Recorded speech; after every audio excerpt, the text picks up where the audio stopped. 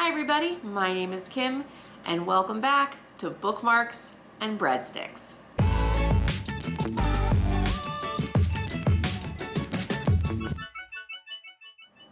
Welcome back to Bookmarks and Breadsticks. If you're new to my channel, I love to bring you foodie, bookish content, primarily reviewing a ton of nonfiction food writing books. Remember that food books are not cookbooks. If you're new to my channel, a special hello, and don't forget to hit like and subscribe below. Today, I'm here to bring you my list of 2021 anticipated reads. Now, anticipated reads, I've been seeing this video all over the BookTube universe. Obviously, there's lots of fun books coming out in fantasy, science fiction, and young adult. And I really wanted to see what, if anything, had been pre-announced for 2021 in the food writing space. So I think it's 14 books to talk about today. I'm sure more are coming. Also, major shout out, Open Books made this new, let me see if I can stand up. This new amazing hoodie. I don't know who this mushroom is, but Open Books is a nonprofit here in the Chicago area that creates literacy programs K through 12 and has a used bookstore inside. I volunteer there on the weekends, like in little 2-hour increments, but I love this sweatshirt. It's getting really cold here in Chicago. That's my other plug, support your small bookstores. Okay, let's get started. Book number 1 comes out in April of 2021. These are not in chronological order. I don't care enough for that. Finding Freedom, A Cook's Story, Remaking a Life from Scratch. This is a memoir by Erin French.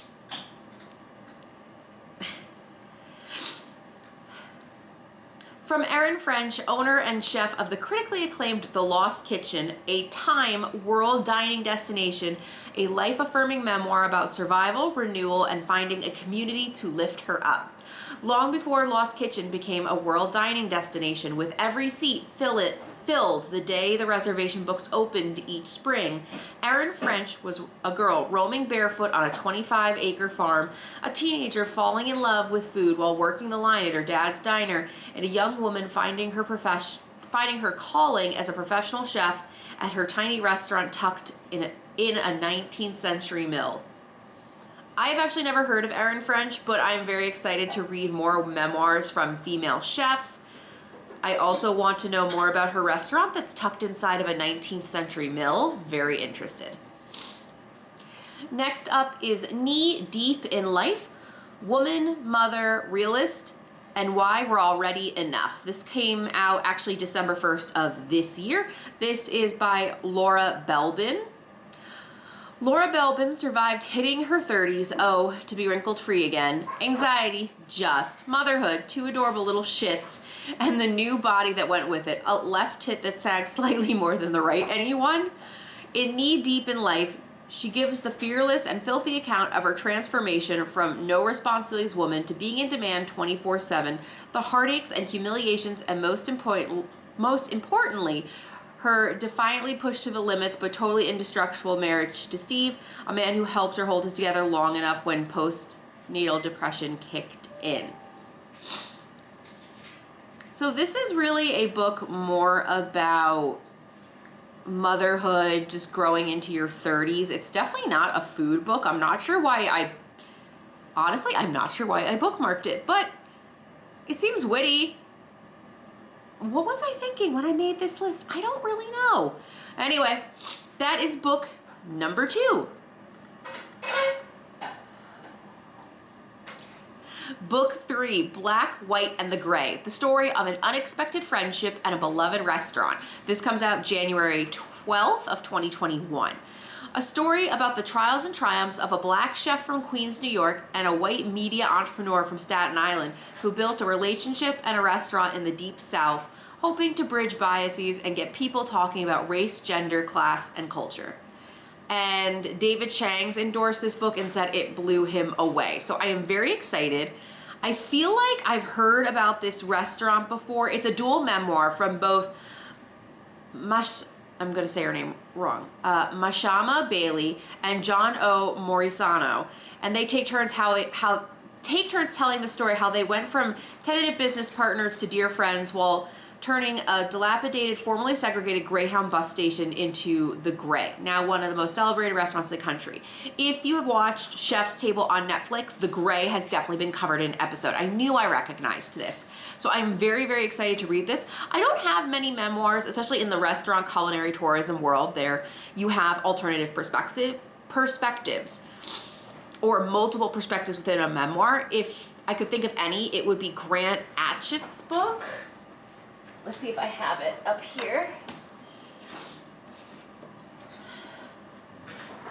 So Life on the Line by Grant Atchett is also co-authored by Nick Kokonas. Nick is the business partner who goes into business with Grant right as Grant blows up and his cancer diagnosis comes in. So I don't have many food memoirs that have two narrators, but I'm very excited about The Grey, especially after seeing the Chef's Table episode. If you haven't, highly recommend it. If you hear any noise in the background, sorry, it's Tuesday night and Dan's cooking dinner, so just ignore any of the rustling. Sorry. He says sorry. Third book is a memoir. I swear I've picked more than memoirs. The third memoir is The third book is another memoir. I promise I didn't pick all memoirs, but maybe those are just the ones that get announced more often. Anyway, third memoir is Crying in H Mart, a memoir. Comes out in April of 2021 by Michelle Zauner. From the indie rock star of Japanese breakfast fame, the author of the viral 2018 New Yorker essay that shares the title of this book, an unflinching, powerful memoir about growing up Korean American, losing her mother, and forging her own identity. So while this is another memoir, I'm excited to read again about a chef from a female perspective, but also this is a Korean American author, so I am diversifying my reading even in my niche food writing space. I have lost count. I believe I am on book number 5. Book 5, Processed Meats, Essays on Food, Flesh, and Navigating Disaster. This comes out March 9th, and it is by Nicole Walker. Look at me with so many female writers in the food writing space. Nicole Walker made cheese and grew tomatoes as a means of coping when she failed to get pregnant. Amid the coronavirus pandemic, she cooked veggie burgers for friends and hamburgers for herself to enjoy outside 6 feet apart. Her Mormon ancestors canned peaches to prepare for the end of days and congealed beef broth into aspic as a surefire cure for ailment. Throughout the richly layered essays of Processed Meats, Walker ponders food choices and life choices, dissecting how we process disaster, repackage it, and turn it into something edible. So it's hard to imagine that Corona's been around for almost a year now, but now it's also interesting to see that books coming out in April of 2021, books that are coming out just next year are covering events that are happening now. And I'm trying to figure out how someone can write enough content in the Corona pandemic and still have the lead time to get that all edited, approved, printed, and out to market by April. But I am excited to see lots of things that are very current and contemporary coming, especially there's a lot that the coronavirus has impacted, and one of it being the food industry, the global supply chain, how did a country like America that grows so much food, specifically corn and soybeans, how do we grow so much food but have food shortages that almost caused a collapse of a global food supply system? I'm really excited to see what writing comes out of the coronavirus in the food writing space and food sustainability. The next book I have spoken about quite a lot. It's World Travel and Irreverent Guide. This is by Anthony Bourdain, dearly departed, and Lori Woollever. Lori was Anthony Bourdain's longtime assistant. So Anthony Bourdain had started this book before he died by suicide, and Lori has been his travel companion for years and helped bring the book to finish. It's from HarperCollins Publishing, and it's been delayed twice now, most likely because of the coronavirus. It's a guide to some of the world's most fascinating places, as seen and experienced by writer, television host, and relentlessly curious traveler Anthony Bourdain. Next up, Days in the Caucasus. This comes out February and is illustrated. It just says by Benin, and Anne Thompson Amdova was the translator. Again, apologies if I have butchered these names. But this is a scintillatingly witty memoir telling the story of a young woman's determined struggle for freedom. This is an unforgettable memoir of an odd, rich, exotic childhood of growing up in Azerbaijan? Hey, how do you say this name, Dan? How do you say Azerbaijan? Azerbaijan? Oh, that's country? Azerbaijan? Yeah. Okay. I've seen it. I've never had to say it before. Okay. This is an unforgettable memoir of an odd, rich, exotic childhood growing up in Azerbaijan in the turbulent early 20th century, caught between the East and the West, tradition and modernity. So I am very excited to learn about another part of the world. Clearly, I've never even had to say Azerbaijan. So hey, let's global expansion, especially in food. So it says, to continue with the description of the book, Benin remembers her luxurious home with endless feasts of sweets and fruits, her beloved flaxen-haired German governess, her imperious swearing strict Muslim grandmother, her bickering, poker-playing, chain-smoking relatives. She recalls how the Bolsheviks came, how they lost everything, how amid revolution and bloodshed, she fell passionately in love, only to be forced into a marriage with a man she loathed until the chance of escape arrived. Super interesting. Okay, clearly there must be a trend where only memoirs have been announced, but this one I think people, even outside of the food world, will be excited for. Next up, Flaming Hot, the incredible true story of one man's rise from janitor to top executive. This is Richard Montanez's memoir, comes out June of next year. This is the guy who made Flamin' Hot Cheetos. It's an amazing story. It's an entrepreneurial story, and Montanez started as a janitor at Frito-Lay, and the top executives always had an open door policy where anyone could come with an idea, and the janitor makes Flamin' Hot Cheetos. Next up, another Anthony Bourdain book. This is In the Weeds, Around the World and Behind the Scenes with Anthony Bourdain. Comes out August of next year by Tom Vitale. It could be Vitale, V-I-T-L-E. I don't know if that, what? Vitale, maybe? Maybe Vitale. Anthony Bourdain's longtime director and producer takes readers behind the scenes to reveal the insanity of filming television in some of the most far-flung and often volatile parts of the world, and what it was like to work with such a brilliant and complicated man. I am really excited to see more of Anthony Bourdain's friends and colleagues write about him. I'm hoping it's not really an exploitative thing. I hope like this guy isn't just writing a book and putting Bourdain's name on it to make a lot of money. But I'm also gonna check myself. This is Anthony Bourdain's longtime director. So I think when you work on set with people years over years, you develop friendships. So I'm gonna go in thinking that this guy, like, I'm excited for the stories. I'm excited to hear what it's like to film, and God, sometimes those adventures that Bourdain goes on, you're just like, how the hell did you not die in the middle of nowhere while trying to eat cow testicles? So I'm very, very excited, and I think this voice will come with a lot of compassion. It comes nearly 2 years after Anthony Bourdain's death, and I feel like there are still people that struggle and miss him dearly, and his death by suicide was really a big shock for the food writing world, the food world.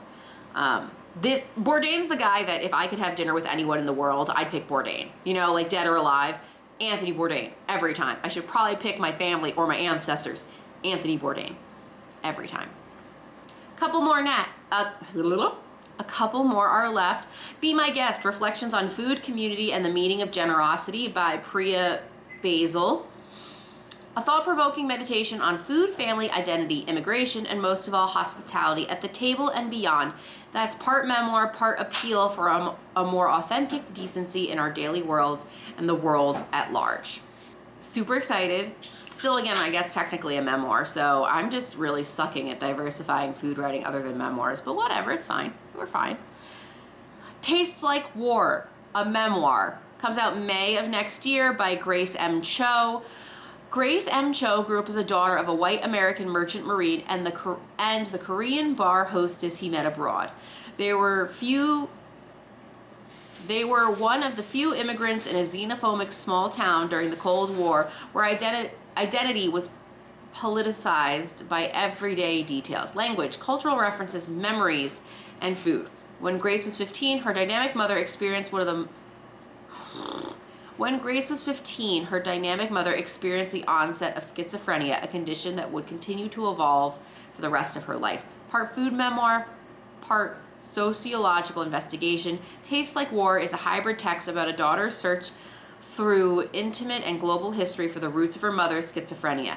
In her mother's final years, Grace learned to cook the dishes from her parents' childhood in order to invite the past into the present and hold space for her mother's multiple voices at the table. And through careful listening over the shared meals, Grace discovered not only the things that broke the brilliant, complicated woman who raised her, but the things that also kept her alive. Wow, apparently she has a bunch of books too, so now I just need all of them. But that sounds very powerful. She has a couple other books. One is called Haunting the Korean Diaspora.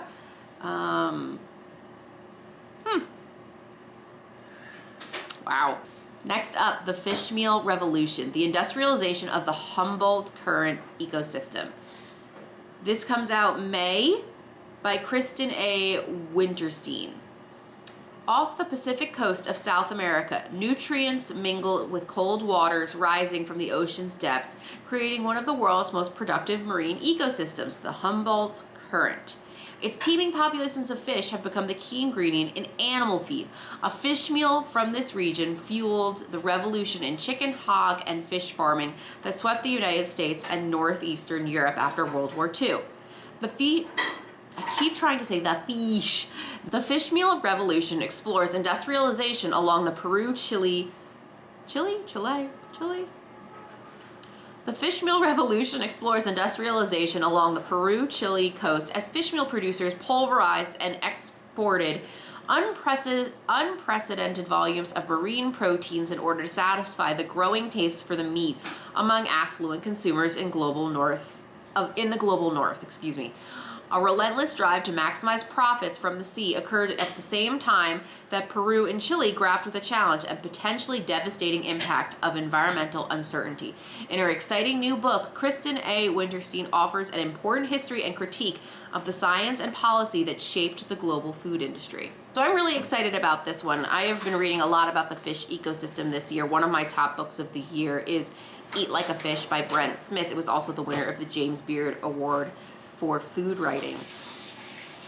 More and more, some of the best ingredients on the planet, some of the most natural habitats, the best food, have been used for things like byproduct. They're used as ingredients to feed other animals, like how cows naturally should not eat corn, and now we are growing corn throughout the United States to feed these animals on CAFOs, which are commercial agriculture farming organizations, so basically factory farms. It's just this weird system and like cycle of bad decisions that I've seen the country, specifically in the United States, I'm in Chicago, has fallen into. Let's take the best ingredients around and completely pulverize the ecosystem so that we can continue to stock and overproduce sickly cows, pigs, chickens in these really tight CAFO environments. Like, shouldn't we just be eating the fish that comes straight out of the Peru-Chile area for ourselves as humans instead of these sickly animals on CAFOs? Just a thought. Can't wait to read this. Two left. We Are Each Other's Harvest, Celebrating African American Farmers, Land, and Legacy, comes out April of 2021. In this impressive anthology, Natalie Bazile brings together essays, poems, photographs, quotes, conversations, and first-person stories to examine Black people's connection to the American land from emancipation to today. In the 1920s, there was over 1 million Black farmers. Today, there are just 45,000. Bazile explains this crisis through the farmers' personal experiences. In their own words, middle-aged and elderly Black farmers explain why they continue to farm despite systematic discrimination and land loss. In The Returning Generation, young farmers who are building upon the legacy of their ancestors talk about the challenges they face as they seek to redress issues of food justice, food sovereignty, and reparations. I am super excited.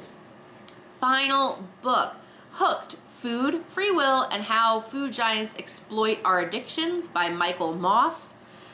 From the #1 New York Times bestselling author of Salt, Sugar, Fat comes a powerful expose of how the processed food industry exploits our evolutionary instincts, the emotions we associate with food, and the legal loopholes in their pursuit of profit over public health.